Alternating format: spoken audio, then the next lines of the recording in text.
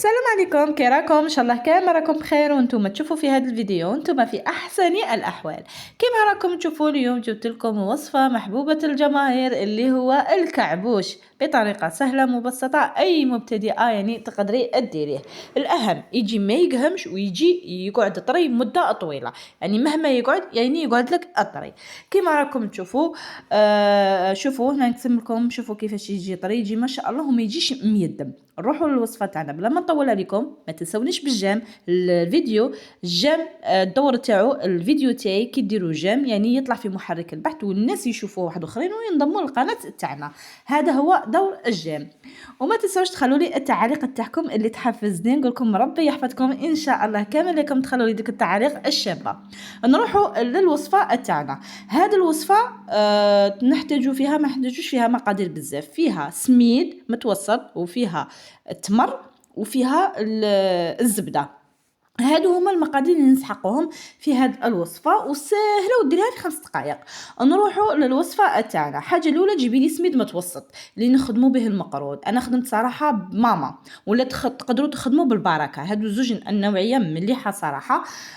جيبي لي حاجه الاولى التمر تاني. قبل ما نروحوا للسميد، حاجه الاولى حيري لي السميد حيريه، ديريه كما حنا نقولوا نحمصوه يعني في المقله، حمصيه ليه على حبه، ما تحرقيش الا حركتيه يعني راحت الوصفه.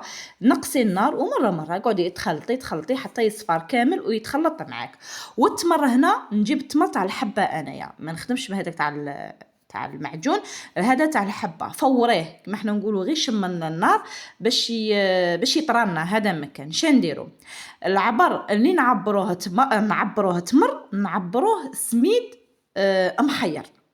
هنا كما انا جاتني 2 غرافه تاع تمر، ديري 2 غرافه تاع سميد محير. وهنا السميد لازم يكون سخون، لازم هنايا السميد يكون سخون باش تقدري يعني يدوب هذاك التمر فيه. السميد هنا يكون سخون والتمر يكون تاني يعني كنتي فوراته يعني ويكون حامي شويه. ونبدا نخلط. هنا راه سخون سخون سخون بزاف، اللي ما قدرتش ندخل يدي صراحه، راه حامي بزاف. بصح لازم هنا مره يعني تحاولي باش تدخلي يدك.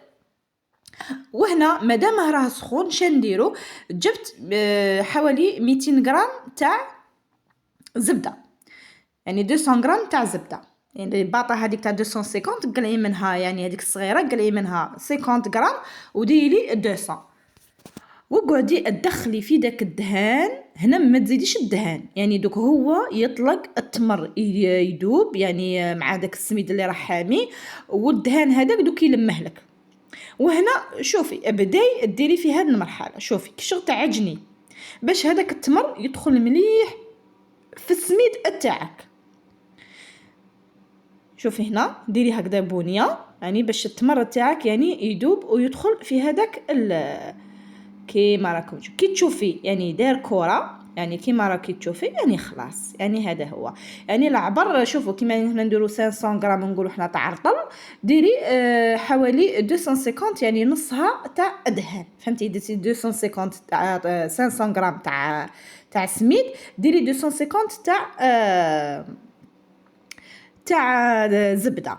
المهم انا هنا درت 2 غرافه، عبرت بالغرفيه تاع الحريره هذيك الكبيره، ديري لها 200 غرام تاع زبده. جاني ما شاء الله. لي زيبيس هنا شديري فيه، ديري فيه غير شويه تاع قرفه، هذا مكان. اللي تبغي دير القرنفل ديري شويه تاع قرنفل مطحون، ما تقويش القرنفل يعني يجي قاصح. صراحه انا درت غير القرفه، غير شويه رشه تاع قرفه، هذا مكان. ومن بعد بديت نعجنيه مليح. كي تعجنيه مليح هو اللي يعني يدخل ديك الزبده مليح وما يجيش يقهم، يعني الزبده دخليها مليح في هذاك السميد وهذاك التمر.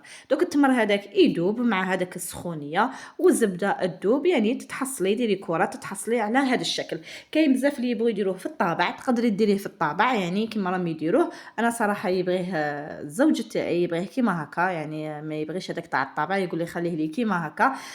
درته وان شاء الله يا ربي يكون عجبكم يعني هذا الكعبوش يعني قال لك جديد حبوه بصح القديم ما تفرط فيه، لازم تفكروا يعني الوصفات تاعنا القدم يعني هكذا باش كما حنا نقولوا نخلوهم لوليداتنا هكذا زعما يقعدوا يتعلموهم، يقعدوا يتفكروهم، ياكلوهم باش ما التقاليد تاعنا هادو ما يروحوش. ان شاء الله يا ربي الكعبوش هذا يكون عجبكم، جربوه يعني هذا هو وقته مع البروده مع النوم مع كاس قهوه، يعني يجي ما شاء الله. نقول لكم مع السلامه، نتلاقاو في فيديوهات جديده ان شاء الله، مع السلامه.